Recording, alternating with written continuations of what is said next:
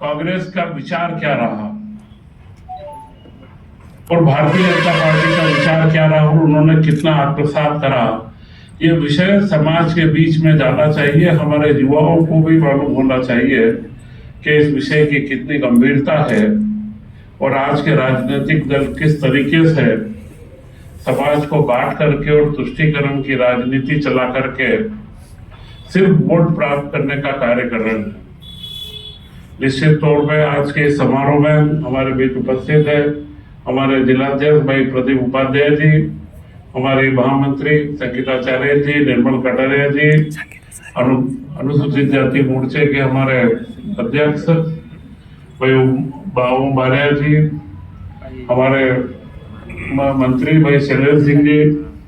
एवं हमारे वरिष्ठ नेता मधु पटेल जी तथा यहाँ उपस्थित सभी कई छात्र भी हैं, कई हमारे वरिष्ठ नेता भी हैं। मैं इस अवसर पर यही कहूंगा कि बाबा साहब के आकलन में कांग्रेस के 60-70 साल के शासन काल ने उनका पूरा आकलन ही नहीं होने दिया। बाबा साहब की एक उपलब्धि और है, बाकी चीजें तो संविधान और उसके सारे बातें दी होगी। एक उपलब्धि थी कि वे सबसे बड़े अर्थशास्त्री थे और जो भारत का रिजर्व बैंक है, रिजर्व बैंक की स्थापना करने का नोट उन्होंने बना करके अंग्रेज सरकार को दिया था और वह रिजर्व बैंक आज पूरे भारत के बैंकिंग सिस्टम को नियंत्रित करता है और पूरी दुनिया देख रही है कि अमेरिका से लेकर के जापान और यूरोप तक के कई बैंक दिवालिया घोषित हुए हैं आज तक, परंतु भारत के अंदर कोई भी बड़ा बैंक आज तक दिवालिया घोषित नहीं हुआ। यह बाबा साहब की नीति का परिणाम। तो यह जो उपलब्धियां है, अगर मैं बात करना शुरू करेंगे तो ऐसे कई विषय निकलेंगे, 50 विषय ऐसे हैं और उन विषयों के ऊपर जवाहरलाल नेहरू का जो एक शासनकाल था, प्रधानमंत्री भले ही वो रहे परंतु मालूम नहीं उनके अंदर एक असुरक्षा का भाव था। वे डॉक्टर राजेंद्र प्रसाद से डरते थे जो राष्ट्रपति थे हमारे प्रथम, वे बाबा साहब से डरते थे, वे हमारे श्यामा प्रसाद जी मुखर्जी से डरते थे। यह कारण क्या था? यह था कि वे कमजोर व्यक्ति थे, वे सिर्फ चाटुकारिता के बल पे प्रधानमंत्री बने थे, उनमें अपनी योग्यता नहीं थी। और वही हाल आज भी कांग्रेस की जो वर्तमान राजनीति है उस राजनीति का भी यही हाल है।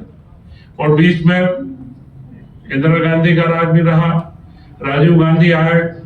राजीव गांधी ने तो मूर्ख तक का शब्द इस्तेमाल करा। वह शब्द का इस्तेमाल करना उचित भी नहीं रहता है,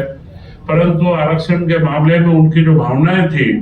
वह सिर्फ एक अभिजात्य वर्ग के,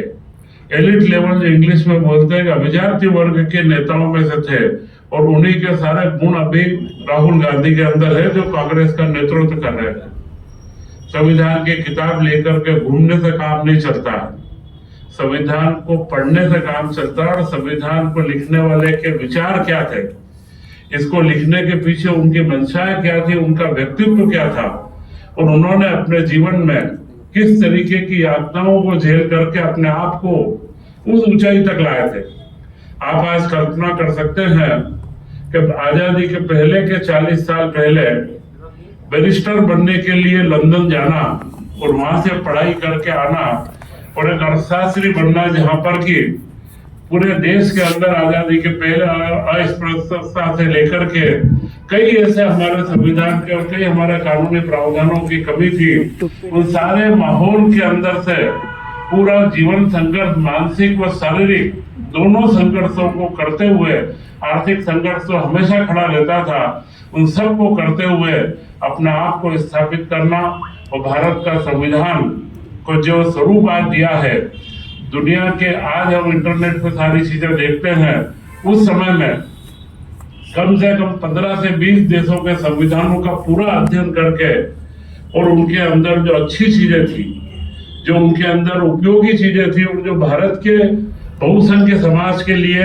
और अल्पसंख्यक समाज के लिए, सबके लिए उपयोगी हो सकती थी, उन्होंने उस बात को दिया। और उनकी दृष्टि एक थी कि समरस समाज बनना चाहिए। यह समाज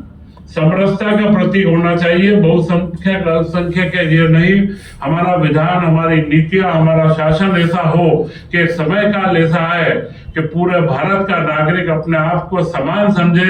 एक दूसरे के समाज के अंदर समरसता हो और सबके लिए मन में एक दूसरे के प्रति सम्मान का भाव हो। यह भावना उनके मन में थी। वे कभी भी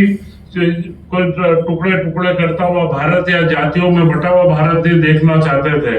वे एक समृद्ध भारत और एक विकासशील भारत व हर भारत का नागरिक, श्रेष्ठ नागरिक को इस कल्पना के साथ में उन्होंने संविधान को रचा है। और आज उसी संविधान को लेते हुए हमारे देश के प्रधानमंत्री